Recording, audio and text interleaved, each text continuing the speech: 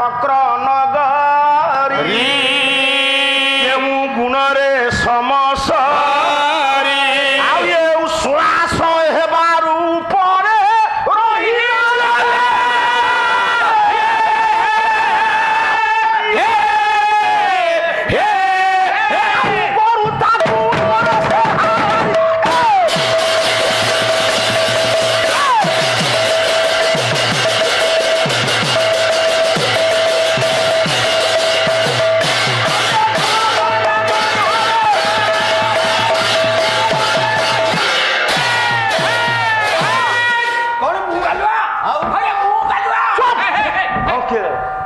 मत कहती गालुआटा कहीं कहला कहूनु चाह आनिबे चुप बिल्कुल चाह आना खाली मोर पे कपट पठा चाह जमा दरकार नहीं समवेत सम्मानित साधु सन्त धीमंत मंडली एवं मोर अर्चनिया माँ माँ बाबू सर ये जे कौन सी प्रसंग आलोचना माध्यम को आसवा बेले तीनोटी कथा आग दृष्टि की आसे स्थान काल पात्र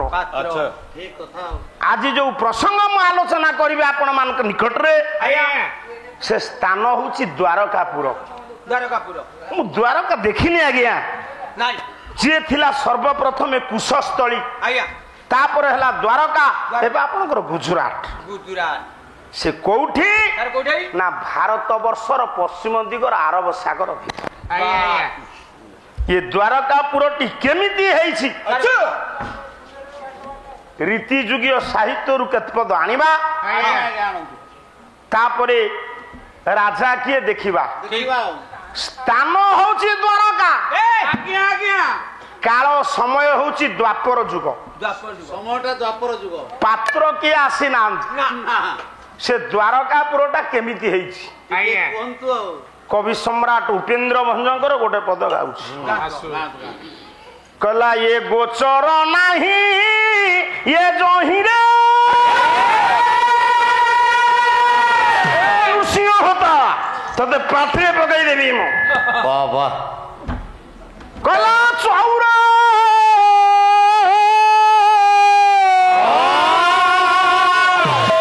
शब्द श्रुति रे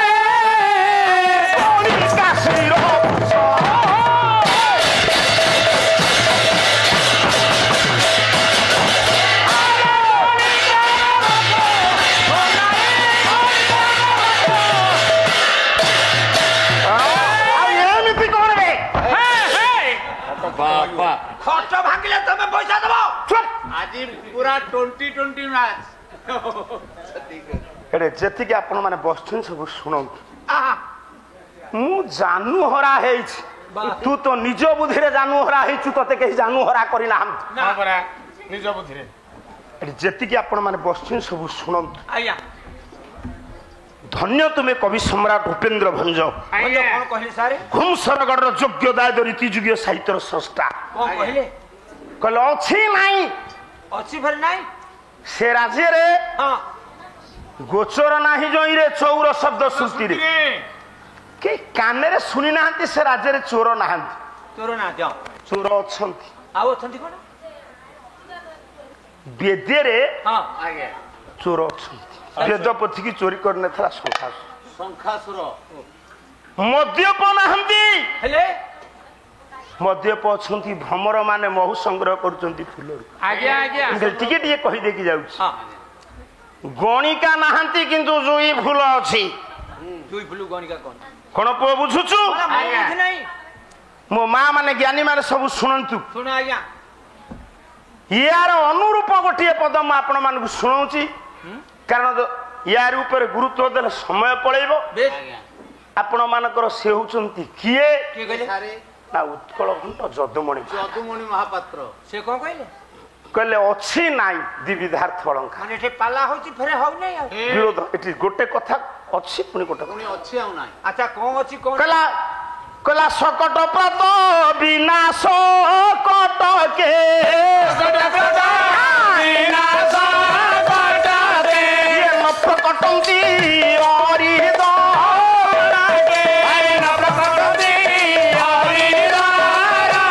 ଇଏ ମନ୍ଦ ସଂସର୍ଗ ତା ବଚନ ବାଦେ ଇଏ କଳି ଜନ୍ମନ୍ତି ପୁଷ୍ପଲ ତା ବ୍ରାତେ ଆରେ ଉଦ୍ବେଗ ମାତ୍ର କପୁগে ଉଦ୍ବେଗ ମାତ୍ର କପୁগে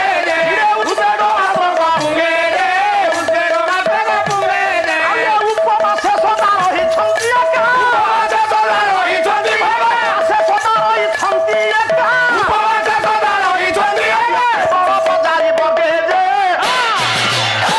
ବାବା ଯେତିକି ଆପଣ ମାନେ ବସିଛନ୍ତି ସବୁ ଶୁଣନ୍ତୁ ଆଜ୍ଞା ଯଦୁମଣି କହିଲେ ଆଜ୍ଞା କହିଲେ ସେ ରାଜ୍ୟରେ ହଁ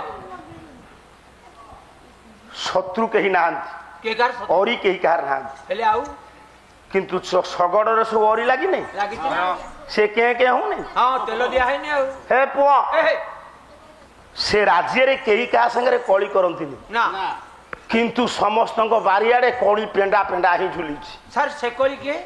କେହି କାହା ସାଙ୍ଗରେ ସିନା କଳି ଗୋଳ କରନ୍ତିନି କଣ ଫୁଲ ଗଛରେ କଳି କଢ କୁଆଡେ ପଳେଇବ ନା ଫୁଲ ଗଛର ହବ ନା ଆଉ ପୁଅ ସାର୍ ସେ ରାଜ୍ୟରେ କେହି କାହା ସହିତ ମନ୍ଦ ସଂସର୍ଗ କରନ୍ତିନି ଆଉ ମନ୍ଦ କିନ୍ତୁ ଠିକ ବସନ୍ତ ଅଇଲା ବେଳକୁ ମନ୍ଦ ପବନ ସମସ୍ତଙ୍କ ସଂସ୍ପର୍ଶ ପବନ ବହି ପବନ ବଢିଆ କଥା ଉଦ୍ବେଗୀ କେହି ନାହାନ୍ତି ନା ନା ନା କିନ୍ତୁ ଗୁଆ ପେଣ୍ଡା ପେଣ୍ଡା ହେଇ ଫଳିଛି ସେ ଉଦ୍ବେଗ କହିଲେ ଗୁଆ ଆଜ୍ଞା। ବାସ୍ ବାପା ଆଉ ବେଳ ନାହିଁ ଦବା ପାଇଁ ନା ରାଜ ନହେଲେ ଅଛି ଅଭିମନ୍ୟୁଙ୍କର ପଶୁ ପତଙ୍ଗାଦି କରି ଯେତେ ଛନ୍ତି ନର ନାରୀ ରାଗ ଅଛି ରାଗ ନାହିଁ ସବୁରି ମନେ ବଢିଆ କଥା ଛାଡିଦିଅ। ସବୁ ବହୁତ କଥା ଅଛି ଆଉ ଏବଂ ଭୂତ ଯୋଉ ରାଜ୍ୟ ପଣ୍ଡିତେ ଦ୍ୱାରାବତୀ କଟକ କଟକ ସାର୍ ସେ କଟକରେ ହଁ ରାଜା କିଏ ସାର୍ କିଏ ନା ସ୍ୱୟଂ ଭଗବାନ କୃଷ୍ଣ ଓ ଦ୍ୱାରକାର ଅନ୍ୟ କେହି ଜଣେ ସାଧାରଣ ରାଜା ହବା ଆଉ କୃଷ୍ଣ ରାଜା ହବା ହଁ ତା ଭିତରେ ପଣ୍ଡିତ ଫରକ ନାହିଁ ଆଉ ଫରକ ହବନି କେମିତି ଯଦି ଜଣେ ରାଜା ତାଙ୍କ ରାଜ୍ୟକୁ ସଜାରି ନ ପାରିଲେ ହଁ ସେ କି ରାଜା ଠିକ ଠିକ ଠିକ ଠିକ କୃଷ୍ଣ ଭଗବାନ ଏମିତି ରାଜନୀତି କରୁଛନ୍ତି ହଁ ଆଜ୍ଞା କୌଣସି ଜଣେ ପ୍ରଜା ବେଶ ଆଜ୍ଞା କେହି ଶତ୍ରୁ ନାହାନ୍ତି ନା ବା ସମସ୍ତଙ୍କର ଶତ୍ରୁ ନା ବର୍ତ୍ତମାନ ଗଣତନ୍ତ୍ରରେ ସେ କିଏ ରାଜନୀତି କରୁଛନ୍ତି ମୁଁ କହିବିନି ନା କିନ୍ତୁ ସମସ୍ତେ କେବେ ଓଡ଼ିଶା ସାରା ଲୋକ ମିତ୍ର ନଥିବେ ଯିଏ ରାଜା ହୁଅନ୍ତୁ ଆଜ୍ଞା ଆଜ୍ଞା 99 ଭାଗ ଯଦି ମିତ୍ର ଥିବେ 5 ଭାଗ ଶତ୍ରୁ ଥିବେ ବେଶ କିନ୍ତୁ ସେ ଦ୍ୱାରାବତୀ କଟକରେ କୃଷ୍ଣ ନାରାୟଣ ଏମିତି ରାଜନୀତି କରୁଛନ୍ତି ଏଇ ଗିରୁଆ ସାର୍ ସେ କଣ ବାବୁରେ ଆଜ୍ଞା ସେ କୃଷ୍ଣଙ୍କ ବିରୁଦ୍ଧରେ କେହି ସ୍ୱର ଉତ୍ତୋଳନ କରୁନାହାନ୍ତି ନା ନା ବାହ ସମସ୍ତଙ୍କୁ ସମଦୃଷ୍ଟିରେ ଦେଖୁଛନ୍ତି ଆଉ କଣ କହୁଛନ୍ତି ଜାଣିଛୁ ସାର୍ କଣ କହିଲେ କବି ହେଲେ ଶୂଦ୍ରକ ବହି ମୂର୍ଚ୍ଛ କଟିକ ଆଇସରେ ଠେଙ୍ଗ ମୁଁ ମାଇଚା ତୁ ଏକା ଅଣ୍ଡିରା ଏଠି କଣ ଅଣ୍ଡିରା କିଏ ମାଇଚା କିଏ ପରୀକ୍ଷା ହେଇପାରିଲାକୁ ଆସିବ ଆମ ସାର୍ ଜଳଖିଆ ଖାଉନାହାନ୍ତି ଚୁପ୍! ବଦମାସୀ ପାଳିଆ ତାଙ୍କରି ଘରେ ଖରା ବେଳେ ଯାକ ପଶିଛୁ ଆଜି ସାରିଆ ଡ୍ୟାମ୍ ଯାଇଥିଲୁ ତାଙ୍କ ବିରୁଦ୍ଧରେ ଯୋଉ କଥାବାର୍ତ୍ତା ଆମେ ହଉଥିଲୁ ତୁ କଣ କହିଦେଇଛୁ ନା କଣ ଆଉ ସେ ମତେ ପଚାରିଲେ ଆଉ କହିନଥାନ୍ତି ହେ ଭଗବାନ। କେତେ ଟଙ୍କା ନେଲେ ତୁ କି ପାଳିଆ ଇଏ? ଟଙ୍କା ଦେଲେ କେତେ 20 ଟଙ୍କା ଦେଇଛି 20 ଟଙ୍କାରେ ଇଜ୍ଜତ ସାରିଦେଲୁ ଚାରିଟା ସବଳ ଆଉ ଚୁପ୍ ଶୁଣୁ ଆହା, ଶୂଦ୍ରକ କହିଲେ ସେ ରାଜା କେମିତି ବାହ ଜଣେ କେବଳ ପଣ୍ଡିତେ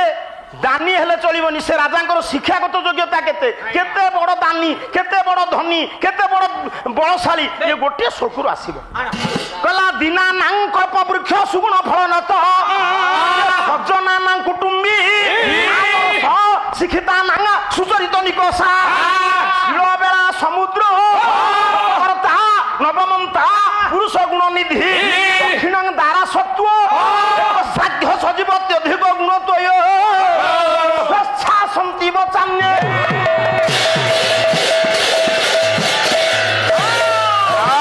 କଣ ବୁଝିଲେ କହିଲେ ଦେଖିଆ କାନ ଡେରିକିରି ଆଜି ପାଲାଟାକୁ ଶୁଣୁଥା ଦୀନାନାଂ କଳ୍ପ ବୃକ୍ଷ ସୁଗୁଣ ଫଳ ନତ ସଜ୍ଜନାନା କୁଟୁମ୍ବୀ କୁଟୁମ୍ବୀ ସେ ରାଜ୍ୟରେ ପ୍ରଜାମାନଙ୍କୁ ଏତେ ମଙ୍ଗଳ କରିଛନ୍ତି ଭଗବାନ କୃଷ୍ଣ କୋଉଠି ଦ୍ୱାରକାପୁରରେ ଦ୍ୱାରକା ରାଜଦାଣ୍ଡରେ ଯେତେବେଳେ ପ୍ରଜାମାନେ ଚାଲିଯାଆନ୍ତି କୁହନ୍ତି ଆମ ରାଜା ସାକ୍ଷାତ କଳ୍ପବୃକ୍ଷ ସାର ଜଣେ ରାଜା କେବଳ ଦାନୀ ହେଲେ ରାଜନୀତି ପାଇଁ ଫିଟି ହେବେ ନା ଦୀନାନାଂ କଳ୍ପବୃକ୍ଷ ସୁଗୁଣ ଫଳ ନତ ଦାନ ଦେଇକିରି ଯଦି ଗର୍ବ ହେଇଗଲା ମନରେ ଆପଣ ମତେ ଗରିବ ବ୍ରାହ୍ମଣ ବୋଲି ଟଙ୍କା 5,000 ସାହାଯ୍ୟ କଲେ 550 ଲୋକ ଥିଲା ବେଳେ କହିବେ କଣ ବଡ ବଡ କଥା କହୁଛୁ ବଡ ଅସୁବିଧା ପଡିଥିଲା ଟଙ୍କା 5,000 ଦେଲି ଗୋଟେ କଥା କହୁଛୁ ଚୁପ କିନ୍ତୁ ରାଜାଙ୍କ ମନରେ ଗର୍ବ ନାହିଁ ନମ୍ରନ୍ତି ଫଳବତୀ ବୃକ୍ଷ ଗଛ ଏ ଯୋଉ ଗଛ ନମ୍ର ସାର୍ ମାନେ ବିଚାର କରନ୍ତୁ ମୋ କହିବାର ତାତ୍ପର୍ଯ୍ୟ ଯେତେ ବଡ ଦାନୀ ହେଇଥାଅ ଜ୍ଞାନୀ ହେଇଥାଅ ଯଦି ପାଠ ନ ପଢିବ ରାଜା ହେଇପାରିବ ତାହେଲେ କୃଷ୍ଣ କେତେ ପାଠ ପଢିଛନ୍ତି ପାଠ କେତେ ପଢିଛନ୍ତି ଇଏ ଦୁନିଆରେ ବିଦ୍ୟା ଯେତେ କୃଷ୍ଣ ଭଗବାନ ପଢିଛନ୍ତି ସେତେ ସାରେ ବିଦ୍ୟା କେତେ 32 ବିଦ୍ୟା କଣ କୃଷ୍ଣ ସବୁ ପଢିଥିଲେ 32 ବିଦ୍ୟାରୁ ମୁଁ 18 କହିବି ଆଉ 14 ଦାଣ୍ଠୁଆ ଗାୟକ ଆଉ 14 କହିବି ମୋର ଗୋଟିଏ ଲକ୍ଷଣ ମୁଁ ଯାହା ନ ଜାଣିଥିବି ହାତ ଯୋଡ଼ିଦେବି ଆଜ୍ଞା ଜାଣିବି କେହି ମୁଣ୍ଡ କାଟିବେନି କାରଣ ଆମେ ବ୍ୟାସ ନୁହଁ 7 ଜନ୍ମ ପର୍ଯ୍ୟନ୍ତ ଶିଖିଲେ ଶିକ୍ଷା ସରିବ ନା କୃଷ୍ଣ ପଢିଥିଲେ 32 ବିଦ୍ୟା ତାହେଲେ 18 କୁହନ୍ତୁ ସାର୍ କଲା ଅଙ୍ଗାଦି ବେଦ ସତ୍ୱାର ମୀମାଂସା ନ୍ୟାୟ ବିସ୍ତାର ଧର୍ମଶାସ୍ତ୍ରଂଶ ବିଦ୍ୟା ହେତୁ ଚତୁର୍ଦଶ ଆୟୁର୍ବେଦ ଧନୁର୍ବେଦ ଗାନ୍ଧର୍ବ୍ୟ ଅର୍ଥ ସାଧନ ମିଶ୍ରିତା ବିଦ୍ୟା ବିଦ୍ୟା ଅଷ୍ଟାଦଶ ଭବେ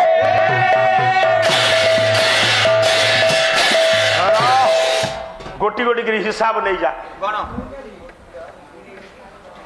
ଅଙ୍ଗାଦି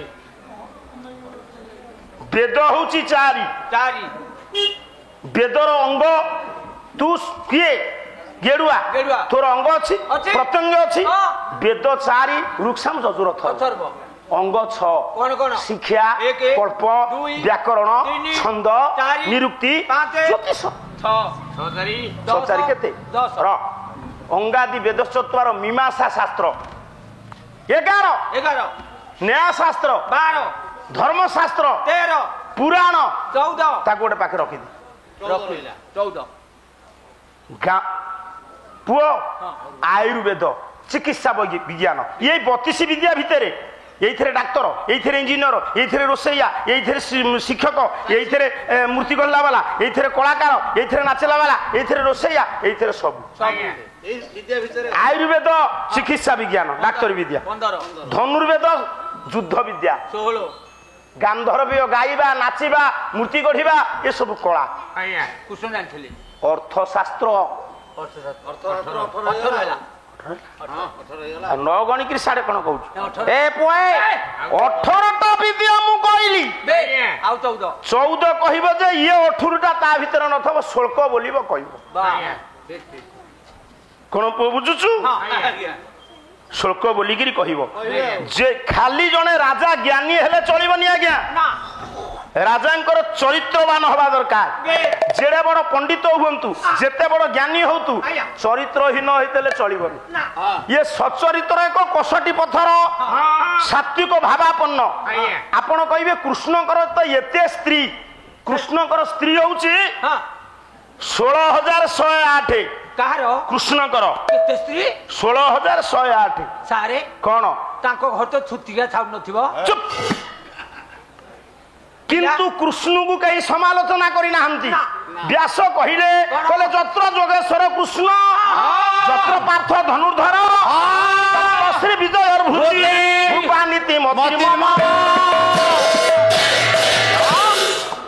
ଆପଣ ଯେତିକି ବସିଛନ୍ତି ଶୁଣନ୍ତୁ। ଆଜ୍ଞା କୃଷ୍ଣ ନାରାୟଣଙ୍କର ଅନେକ ଜ୍ଞାନର ଅଧିକାରୀ ସେ ସଚ୍ଚରିତ୍ର ଏକ କଷଟି ପଥର ସାତ୍ବିକ ଭାବାପନ୍ନ ପୁରୁଷ ଗୁଣ ନି ଆଜ୍ଞା ଇଏ କୃଷ୍ଣଙ୍କର କୀର୍ତ୍ତି ଆଉ ବେଶୀ ସମୟ ନେବି ନାହିଁ। ଆଉ ଦୁଇଟି ଶ୍ଲୋକ ବୋଲିବି ଦାନ୍ତ ଝଡ଼ା ଶ୍ଲୋକ। କବି ହେଲେ ଶିରସ ବହି ହଉଛି ନୈଷଧ୍ୟମ ଚରିତମ। ଦାନ୍ତ ଧାଡ଼ି ଦିଅ ଇଏ ଶ୍ଲୋକ ତା ପାଟିରେ ପଶିବନି। ନା ଇଏ କୃଷ୍ଣ ନାରାୟଣଙ୍କର ଏତେ କୀର୍ତ୍ତି ଏତେ ଦୋଷ କିନ୍ତୁ ଦୁଇଟି ଅପକୀର୍ତ୍ତି ମୁଣ୍ଡେଇଛନ୍ତି। ଆଚ୍ଛା କଣ ସେ ଅପକୃତି ଆପଣ ମାନେ ବିଚାର କରନ୍ତୁ ଜ୍ଞାନୀ ଗୁଡ଼ି ବିବେକୀ ପଣ୍ଡିତ ମଣ୍ଡଳୀ। ଆଜ୍ଞା ଯେଉଁ କୃଷ୍ଣ ନାରାୟଣ ତାଙ୍କ ଜୀବନ କାଳ ଭିତରେ ଅନେକ ଦାନ ଦେଇଛନ୍ତି କୀର୍ତ୍ତି ଅର୍ଜନ କରିଛନ୍ତି ସେ କୃଷ୍ଣ ଅପକୀର୍ତ୍ତି କଣ ମୁଣ୍ଡେଇଲେ ବୁଝିବା ନା ଆଉ ନା ଦାନର ଉତ୍କର୍ଷତାକୁ ପ୍ରତିପାଦନ କରାଯାଇଛି। ଏ ପୁଅ ଆଡକୁ ସାଡକୁ ଚା ନା ମତେ ଚାହିଁବୁ କଥା କହିବୁ। ଦାନର ଉତ୍କର୍ଷତାକୁ ପ୍ରତିପାଦନ କରାଯାଇଛି କଣ ବୁଝୁଛୁ? ଦାନର ଇଏ ଦିଟା ଅପକୀର୍ତ୍ତି ମୁଣ୍ଡେଇଛନ୍ତି ବହୁ ଦାନ ଦେଇ କିନ୍ତୁ ଦାନିକ ଉପରେ ପ୍ରମାଣ ସିଂହର୍ଷ ନୈଷଧ୍ୟମ ଚରିତ ବିଭଜ୍ୟ ମେରୁ ନଜଦର୍ଥେ ସାତ କୃତ୍ୱ ଦୁର୍ସର୍ଗ ଜଳ ବ୍ୟୟୀ ମରୁହୁ ମାନିତ ତେନଃ ନିଜାହ ଯଶ ଯୁଗଂ ବଦ୍ଧାସି କୁରାହାସି ଅସ୍ତିତଂ।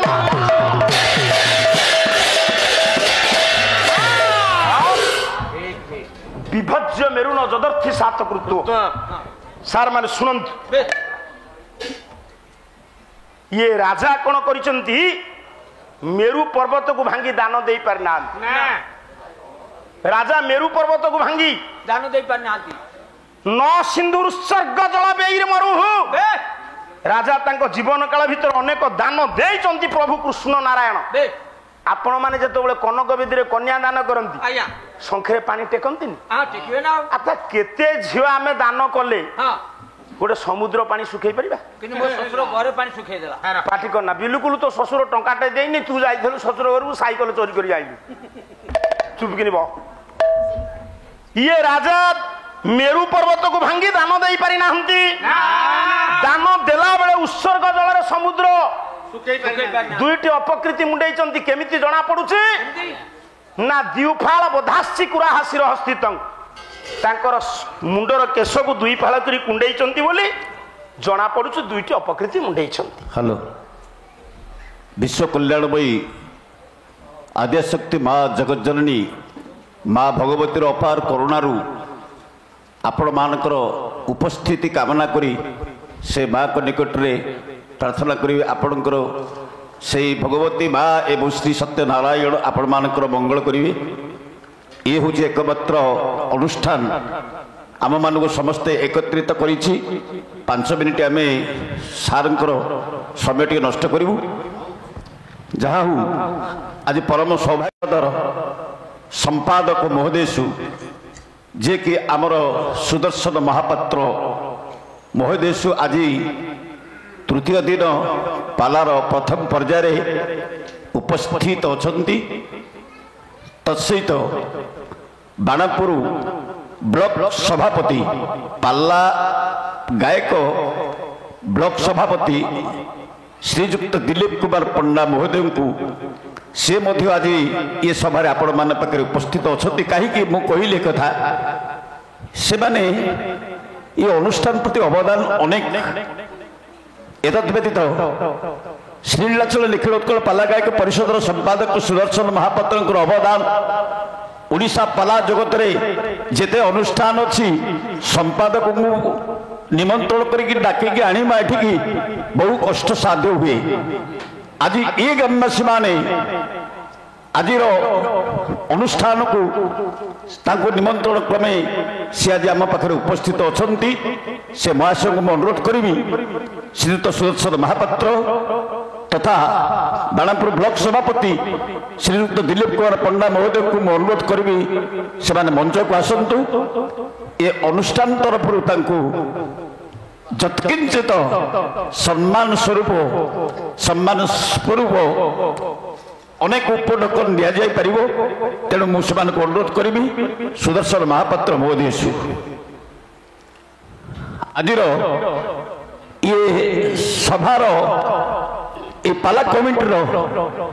ସଭାପତି ସମ୍ପାଦକଙ୍କ ଉପସ୍ଥିତିରେ ସେମାନଙ୍କୁ ମୁଁ ଅନୁରୋଧ କରିବି ସେମାନେ ମଞ୍ଚକୁ ଆସିବେ, ତାଙ୍କୁ ଟିକେ ଉପଢୋକନ ପ୍ରଦାନ କରିବେ। ସଭାପତି ମହୋଦୟସୁ, ସମ୍ପାଦକ ମହୋଦୟସୁ,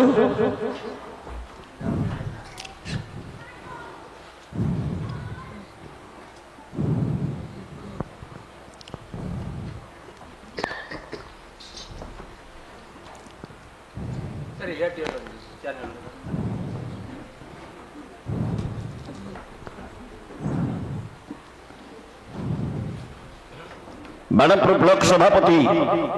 ଯିଏକି ପାଲ୍ଲାବାଲାମାନଙ୍କର ସଭାପତି ସ୍ୱରୂପ ଆଜକୁ 2 ବର୍ଷ ଧରି ନିରବିଚ୍ଛିନ୍ନ ଭାବରେ ସେ ପାଲା କଳାକାରମାନଙ୍କୁ ଯଥେଷ୍ଟ ସମ୍ମାନ ଆଦର ଆଗ୍ରହ ସହିତ ଆମମାନଙ୍କୁ ଯଥେଷ୍ଟ ସାହାଯ୍ୟ କରିବା ସଙ୍ଗେ ସଙ୍ଗେ ସେ ଅନୁଷ୍ଠାନ ପ୍ରତି ତାଙ୍କର ଅବଦାନ, ସେଥିପାଇଁ ଆମେ କୃତଜ୍ଞତା ଜଣାଇବୁ ଅନୁଷ୍ଠାନ ତରଫରୁ। ମାତ୍ର 2 ମିନିଟ୍ ଭିତରେ ସମ୍ପାଦକ ମହୋଦୟଙ୍କୁ କିଛି କହିବା ପାଇଁ ଅନୁରୋଧ କରିବି। जय बाबा सत्यनारायण माँ भगवती, इपटे बाबा सेपटे माँ, उपस्थित समवेत सज्जन मंडली, अनुष्ठान कर्मकर्ता, सभापति, संपादक और ग्रामवासी बंधुगण, मोर परिचय सोना बाबू आपण को आगुर दे देइछंती, जहाँ टी बाकी था ताकू मत परिचय पूर्ण कर सारे। आपण मैंने कई केमतिका जानी मु 42 वर्ष श्री नीलाचल निकृत पालागाई परिषद सभापति संपादक दायित्व संपादन करी वर्तमान ट्रस्ट बोर्ड संपादक भाव में कार्यरत। संगठन रु मु केबे दूरेनी। ये खोर्धा जिला ये गालुआ मंच ये तो आमर घर पाख मंच बोली कहले चले। सुंदरगढ़, संबलपुर, मणई ये सब अंचल आउ झारखंड रे आवश्यक पड़े मुझे से प्रबोधना दिए। ये पाला ओडिशार एक मूल्यवान संपत्ति। पाला माध्यम रे साहित्य, संगीत, वाद्य एवं कलार चर्चा सहित अवक्षयग्रस्त समाज को केमती सुधार हम सचेतनशील समाज गठन करने ये पालार भूमिका अनिवार्य। तेबे संगठन दृष्टि संपादक आ सभापति ये गालुआ घड़ी साई जो मंच से मंचर सभापति आ संपादक महोदय मत साक्षात करी ये मंच को बहु पुराना मंच है मध्य ये सरकारी पंजीकृत हो पारि नथिला। तेणु मत सरकारी पंजीकरण दायित्व से देले। केवल मु नुह मो सहित से संपूर्ण भाव में सहयोग कर ग्रामवासी मैंने सहयोग कर दीर्घ गोटे वर्ष चेष्टा पर 2022 मसीह ये संस्था ये जो पाला संस्था बादीपाला मंच सत्यनारायण बादीपाला मंच गालुआ घड़ी साई ये रेजिस्ट्रीकरण करागला। किंतु रेजिस्ट्रीकरण कला एमान सहित मोर गोटे संपर्क स्थापित हो गला। मोर प्रतिवर्ष गोटे जयंती हुए ए गाँव अनुष्ठान 5-7 जन भुवनेश्वर जाई मो जयंती जोग दियंती। यांकर जितेबले बादीपाला हुए सेतेबले गोटे दिन पछे हो मु आसी एठी जोग दिए। आमर यही गोटे संपर्क पारिवारिक संपर्क रहीगला। तेबे कथा होची अनुष्ठान रेजिस्ट्रीकरण हो सारा पर किसी कर्तव्य अच्छी सरकारी ठारू ये सांस्कृतिक अनुष्ठान बाबद किसी आर्थिक साहाय्य मिलबार जो व्यवस्था रही। अवश्य आम राज्य पालागायक परिषद पक्षर प्रति बादीपाला मंच को अन्यून 50,000 टका देवाई सरकार निकट में दृढ़ दावी कर सरकार ग्रहण कर विचार निकट अतीत ଆମର ମୁଖ୍ୟମନ୍ତ୍ରୀ ମୋହନ ମାଝୀ ମହୋଦୟ ସେ ମଧ୍ୟ ଏ ସମ୍ପର୍କରେ ଗୋଟେ ବଜେଟ୍ ବି ତିଆରି କରିଛନ୍ତି ଯେ ଅନୁଷ୍ଠାନକୁ ଆର୍ଥିକ ସାହାଯ୍ୟ ଦେବା ପାଇଁ ଗୋଟେ ବଜେଟ୍ ମଧ୍ୟ ସ୍ୱତନ୍ତ୍ର ଭାବରେ ହେଇଛି। ତଥାପି ସରକାରୀ ନିୟମାନୁଯାୟୀ ଯେଉଁ ପ୍ରକାର କାଗଜପତ୍ର ଆମେ ଦାଖଲ କରିବା କଥା ତାହା ନ କଲେ ସେ ଆମକୁ ସେ ଟଙ୍କା ଦେବେ ନାହିଁ। ତେଣୁ ସେଥିପାଇଁ ବର୍ତ୍ତମାନ ଏଇ 3 ବର୍ଷ ପରେ ଆସନ୍ତା ଫେବୃଆରୀ 26 ଭିତରେ ଆମର 3 ବର୍ଷ ପୂର୍ଣ୍ଣ ହେବ। ସେ 3 ବର୍ଷ ପରେ ଆମେ ପୂର୍ବରୁ ପ୍ରସ୍ତୁତ ହୋଇଥିଲେ ସମସ୍ତ କାଗଜପତ୍ର ଅଡ଼ିଟ୍ ଇତ୍ୟାଦି ହିସାବପତ୍ର ସବୁ ପ୍ରସ୍ତୁତ କରିବା ପରେ ଆମେ ଆସନ୍ତା 26 ମସିହା ମାର୍ଚ୍ଚ ମାସ ବା ଫେବୃଆରୀ ଏପ୍ରିଲ ମାସରେ ଆମେ ଆବେଦନ କରିବୁ ଏବଂ ନିଶ୍ଚିତ ଭାବରେ ସତ୍ୟନାରାୟଣଙ୍କ ଅନୁକମ୍ପା ମା ଭଗବତୀଙ୍କର କରୁଣାରୁ ଆମକୁ ସେ ଅନୁଦାନ ନିଶ୍ଚିତ ଭାବରେ ମିଳିବ ଏବଂ ପ୍ରତିବର୍ଷ ମଧ୍ୟ ମିଳିବ। ସେଥିପାଇଁ ଆପଣମାନଙ୍କର ସହଯୋଗ ଆଉ ପ୍ରଚେଷ୍ଟା ୟାକୁ ମୁଁ ସ୍ୱାଗତ ଜଣାଇ ଆପଣଙ୍କର ସାହାଯ୍ୟ ଅପେକ୍ଷାରେ ରହିଲି। ସମସ୍ତଙ୍କୁ ଧନ୍ୟବାଦ, ନମସ୍କାର। ସ୍ୱତନ୍ତ୍ର ଭାବରେ ସମ୍ପାଦକ ମହୋଦୟଙ୍କର ଅନୁରୋଧ ତାଙ୍କର ଯେଉଁ ପରିଶ୍ରମ ଆମର ଏବେ ମୁଖ୍ୟମନ୍ତ୍ରୀ ମୋହନ ଚରଣ ଶ୍ରୀଯୁକ୍ତ ମୋହନ ଚରଣ ମାନ୍ୟ ବରେଣ୍ୟ ମୁଖ୍ୟମନ୍ତ୍ରୀ ସେ ଆମମାନଙ୍କୁ ପ୍ରତିଶ୍ରୁତି ଦେଇଛନ୍ତି କଳାକାରମାନେ ସ୍ୱତନ୍ତ୍ର ପ୍ୟାକେଜ ଘୋଷଣା କରିଦେଇଛନ୍ତି। ବଜେଟରେ ମଧ୍ୟ ଘୋଷଣା ହେଇଛି, ଆସେମ୍ବଲିରେ ମଧ୍ୟ ଆଲୋଚନା ହେଇଛି। ମୋହନ ମାଝୀଙ୍କର ପ୍ରଚେଷ୍ଟା ତଥା ଆମ ପାଲା କଳାକାରମାନଙ୍କର ତଥା ସମ୍ପାଦକ ସଭାପତି ମହୋଦୟଙ୍କର ଅନୁରୋଧ କ୍ରମେ ଆମମାନଙ୍କର କଥାକୁ ସେ ଗ୍ରହଣ କରିଥିଲା ପରେ ଆଜି ଆପଣଙ୍କୁ ସମ୍ପାଦକ ଭାବରେ ଅନୁଷ୍ଠାନ ତରଫରୁ ଚିର କୃତଜ୍ଞତା ଜଣାଇବୁ। ଧନ୍ୟବାଦ। ମଞ୍ଚ ଆମେ ଭାଷଣ ଦେଲା ଆପଣମାନଙ୍କୁ ଧନ୍ୟବାଦ।